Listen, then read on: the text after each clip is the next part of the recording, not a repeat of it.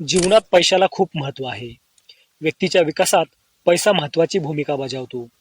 जो पैशाचे महत्त्व समजतो तो प्रगती करतो, तर जो समजत नाही तो मागे राहतो.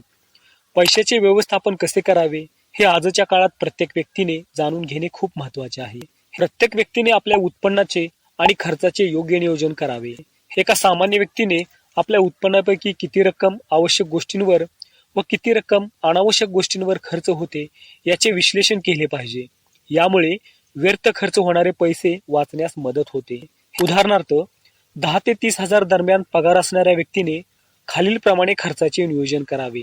अन्न खर्च, ज्यामध्ये भाजीपाला, फळे, धान्य खरेदी करणे, स्वयंपाकघरात लागणाऱ्या वस्तू खरेदी करणे यावर 30% रक्कम खर्च करावी.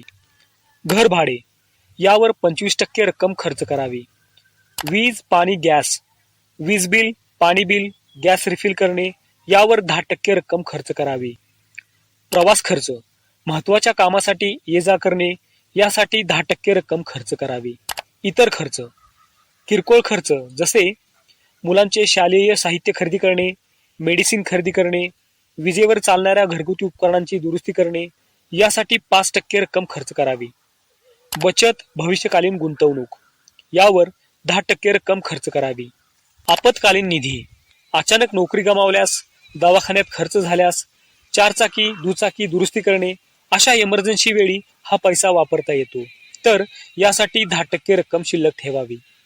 सामान्य व्यक्तीने आतापासूनच अशा प्रकारे पैशाचे योग्य नियोजन केल्यास भविष्यात कोणतीही आर्थिक अडचण येणार नाही.